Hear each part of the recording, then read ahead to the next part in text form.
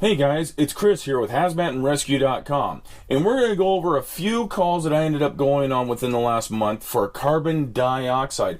We're going to talk about some of the hazards that we have and some of the oddities that carbon dioxide provides to us. But before we talk about that, I'd like to thank my friends up north of the border at firehousetraining.ca for getting me this awesome shirt. They have other t-shirts out there that are not just hazmat specific. They have great, easy, ongoing training, online training, and they have Zoom classes that they come out with all the time. You can check our Twitter page to see any of the ongoing training that they have up there at Firehouse Training.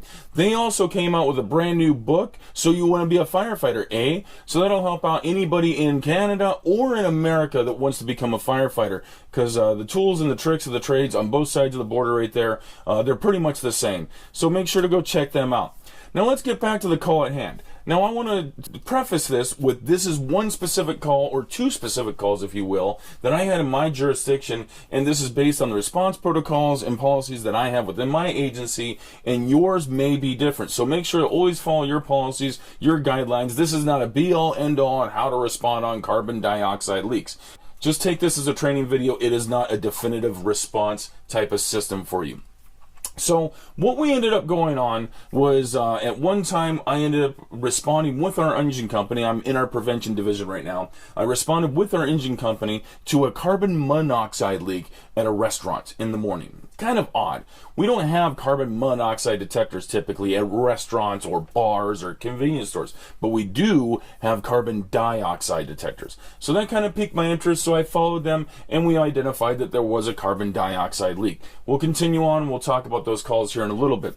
The subsequent call 2 weeks later was one where we ended up responding to a major hazmat spill, and it was at the same restaurant, and it was carbon dioxide once again. And of course I called for our hazmat crews to get the proper equipment, and we were able to resolve the event in rather quick fashion, just because of my previous knowledge of that facility. So it did help out significantly. Now the threat threshold that we had with our incident was very low. The building was evacuated, the people were out, it was an above grade facility. So luckily we did not have significant issues, but if you want to learn more training about carbon dioxide calls, you can go check out the Phoenix CO2 call. If you Google search E61 CO2 incident, you'll get a nice 17-minute video on what they learned right at the beginning of all these liquid CO2 tanks and all the mess that we had here. And luckily they didn't long-term harm their firefighters or the public throughout this. But they were gracious enough to provide this video on the YouTubes for all of us to see and learn from, and I make sure to include it in all my videos out there. So thank you again, Phoenix, for providing that. So we just talked about the call. Let's just think if you ended up having to respond to a carbon dioxide call. What do you have and what are you going to do and prepare for? Well, the first thing that we want to do is, while we're not driving or have somebody else do it, open up our ERG. The 2020 ERG here is going to give me the words for carbon dioxide, or the UN number for carbon dioxide. We've got 3 of them on there. We've got 1013, we got 2187, and then we've got 1845. So this is going to be carbon dioxide based in a different state of matter for each of them, different concentrations, etc. No matter, it still takes us to guide page 120. My threat threshold is kind of lowered when I take a look right at the front of the book and I see the carbon dioxide and I identify that it's not highlighted green, telling me that would be a poison inhalation hazard or a toxic inhalation hazard. Not there, not going to happen. It doesn't have a capital P next to it. So now we can go straight to those orange action pages and start creating an incident action plan. Amazing. So I look at the left page first, guide page 120. At the top of the line, the top black line, it tells me that its gas is inert. So this tells me it doesn't burn, it's an inert gas, it's going to come out as a gas, and it could be a liquid, either cryogenic or refrigerated, which carbon dioxide is, or maybe even in a solid state of matter, but it's going to eventually turn into a gas. So as I take a look at that awareness page on the left to protect myself and the public, I'm going to identify some quick bullet points, like the vapors spread along the ground because they're heavier than air. We're going to have 3 bullet points for PPE when we go halfway down that left page. It's going to tell me SCBA, structural firefighter protective clothing, and then it's going to tell me thermal protective clothing for handling cryogenic liquids. Well, you know what? I don't want to handle any cryogenic liquids, so why don't we just stay away from it? Wear those 2 pieces of PPE, and bunker gear and SCBA helps us out. So with the training that we have, with the PPE that we have, we can now perform a little bit more extensive types of operations. We carry on down and we'll look at the evacuation on the far bottom left, and that tells me for a small spill or leak, less than 55 gallons, we isolate immediately 330 feet or 100 meters in all directions. This tells me that it's coming out as a gas. So everything is identifying that this is a gas, it's an inert, it's cold. So okay, we don't have a fire hazard. Let's get on over and create our incident action plan. I look over into the operations page, the right page, and I have 3 main bullet points. I'm going to have fire, spill or leak, or first aid. In fire, wait, it's an inert gas. Why is it on fire? For fire, it says fight fire from the maximum distance using unmanned master streams. This gives me a clue. This is most likely going to, now once again, guide page 120 is for a chemical family, multiple chemicals, right? But this gives me a clue that the products that are in this guide page, they're typically a liquid inside and they want to be a vapor outside. That means BLEVE. That's correct. The blast leveling everything very effectively. Okay, it's the boiling liquid expanding vapor explosion. But we need to understand just the context really quickly. Propane is where we see BLEVEs. I don't see BLEVEs in these. Oh, but they do happen. We're talking about a liquid expanding into a vapor instantaneously because of its expansion ratio. Water in a sealed vessel can BLEVE if we get it hot enough because it's a liquid that would want it to be a vapor. Water has an expansion ratio of 1700 to 1, so that would be a big BLEVE. We've probably seen BLEVEs of propane before, and those look like big BLEVEs. That is 270 to 1. That is the expansion ratio for propane.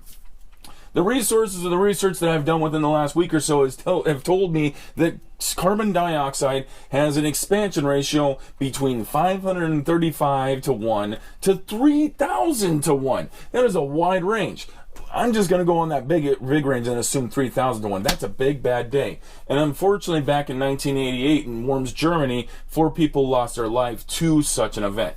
It's a very, very, very rare occurrence, but it still can happen. So we just have to be cautious for that. Now, I'm not going to say anything bad about the tactics, but once again, we can see other tactics and other types of firefighting where LA Fire ended up responding to a carbon dioxide tanker from the company New CO2, and they ended up aggressively, offensively attacking the fire. I'm not going to fully agree with the actions that they did, but nobody did get hurt for the fire side at that time because we did not have any catastrophic releases. That's another 15-minute. If you wanted to find that, just YouTube, wrong way fiery tanker truck crash / Los Angeles, note, selfie first, save second. But it's all about a bobtail MC 331 CO2 tanker that had a T-bone with a car, and there was a large amount of fire. So pretty hairy situation. It's another training video for us to go through. So now we look at some of our technical references beyond the ERG. Let's take a look first at the NIOSH Pocket Guide. When I look at the NIOSH Pocket Guide, we start seeing some of the things for carbon dioxide, and I look at the top right bullet point, and that's going to be the ideal H of 40,000 parts per million. Otherwise, that's going to be 4% in atmosphere. On the high-low level, this is extremely high. Carbon dioxide versus carbon monoxide. 40,000 for CO2, 1,200 for CO. That's the ideal H for carbon monoxide, the chemical asphyxiant. If you want to learn more about simple versus chemical asphyxiants, be sure to go to hazmatandrescue.com. Check out our first year of operations and awareness training. We have an amazing video on simple versus chemical asphyxiants there. So when I see this, I understand that it's a very, very high level. When I look on further, I look at the TWA and the short-term exposure limit, and that's going to give me what my alarm readings would be on a carbon dioxide detector. It's not very common for us to have a carbon dioxide detector, but there are some agencies that have it out there. And it does change the game significantly if you do have a carbon dioxide detector. The TWA, which is the low alarm for this, would be 5,000 parts per million, or 0.5%. For my first call, that is what the alarm level was at. Overnight, we ended up accumulating up to 5,000 parts per million, and then, of course, people showed up, and the CO2 detector on site was in alarm, so they called 911. We ended up responding to the carbon monoxide call, started identifying what was going on. We didn't see the second alarm until our second call. The second alarm is going to be off of the short-term exposure level, which is 30,000 parts per million, 3% of atmosphere. So this is a very high level. We're getting very close to the ideal H. This is very serious cause for concern. And once again, the detector at the facility identified and alerted the occupants of the restaurant to this fact. One word of note right there on the prevention side of it, the International Fire Code, when we end up putting liquefied gases of carbon dioxide specifically into restaurants, convenience stores, bars, other things like that, where we're going to see them because they help make our drinks fuzzy and delicious. Did I say fuzzy? Because I meant fizzy. Either way, when we send those there, when they get installed, the International Fire Code requires either detection or mechanical ventilation. Our fire marshal demanded that it be detection as opposed to ventilation. And so far that has helped us out because we never would have known that these events would have been occurring if there would have been mechanical ventilation.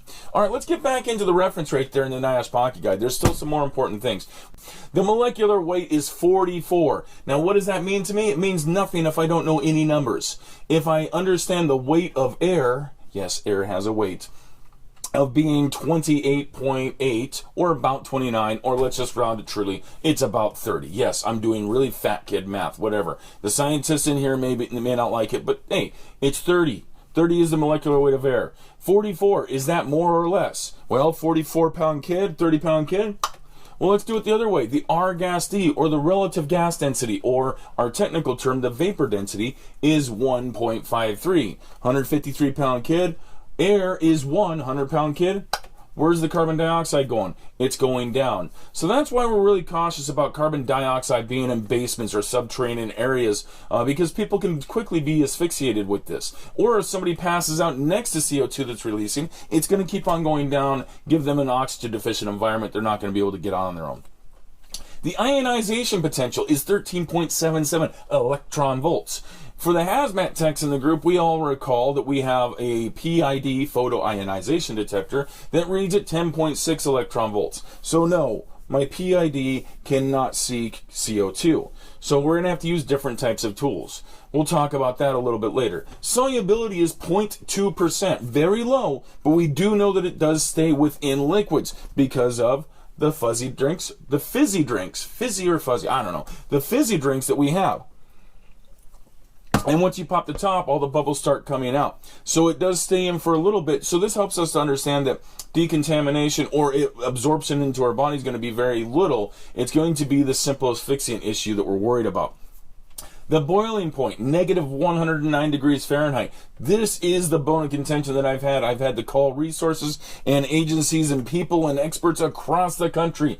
Thank you very much, New CO2, for answering my questions. Thank you very much, Lindy Gas and Praxair, for answering some of my questions. I've been calling people left and right to make sure I understand what the heck's going on with this. So carbon dioxide below negative 109 is going to be a solid, unless we add pressure. How much pressure? Well, we see the vapor pressure for the NIOSH Pocket Guide at 56.5 atmospheres. 56.5 atmospheres, wait, atmosphere is 14.7 psi. 14.7 psi times 56.6, that's right, exactly 830 psi. So I need 830 psi to make this thing a liquid? No. This book is set at 68 degrees Fahrenheit at 14.7 degrees or 14.7 psi, normal temperature and pressure.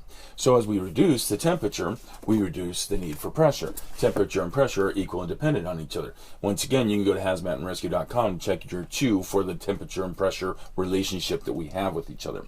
So as we lower the temperature, we lower the pressure requirement. Does that mean that we can make carbon dioxide a liquid here in our normal environment?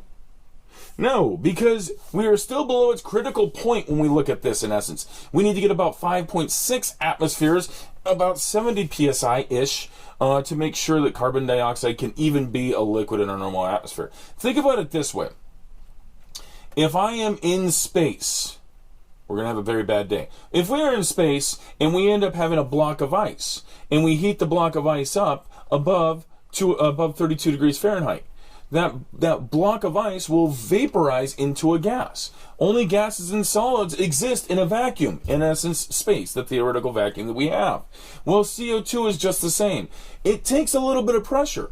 Now, for water, we only need 17 millimeters of mercury for it to start becoming a liquid and be in its fun, sloshy, liquid state. We need more pressure for carbon dioxide to do that, and we've done that. When I say we, I don't mean me, I mean new CO2 in science. So because of that, we have this different little issue with carbon dioxide.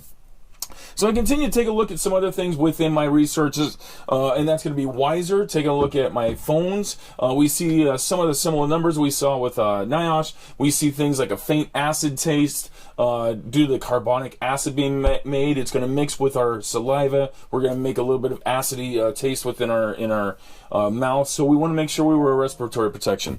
And then with our field operations guide that Jeffrey Zintek absolutely helped us out with. It provides some of the same basic information the NIOSH Pocket Guide did, as well as some of the shipping containers, which gives us some good clues as well. So make sure to go to check out Field Operations Guide. Get this book. It can give you some good resources when we look at hazmat types of events as well. All right, so let's wrap up the call that we talked about. We have a small leak and then we have a large leak. How did that end up for me? Well, we ended up responding. We had carbon dioxide detectors, and using things like my handy dandy air monitor guide that you can get at hazmatandrescue.com, we were able to identify the levels that our alarms were at and how much of a risk was going on in the facility. The first alarm that we ended up going on, carbon monoxide, identifying that was CO2. We brought the monitors there, identified that there was no more active leak. But we told them to take the soda system out of service.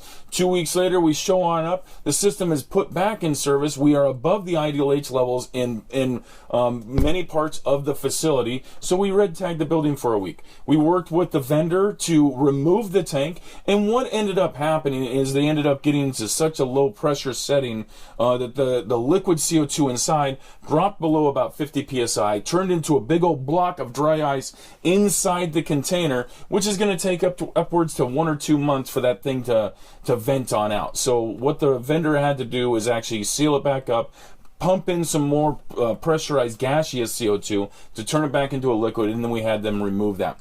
The big issue that we truly had was it was a soda machine. It was a syrup pump, if you will, that was in a runaway system. The employee ended up disconnecting the syrup bag, and when the syrup bag is disconnected, the syrup dispenser doesn't recognize that, so it just starts pumping in CO2, thinking that it's just on a low system.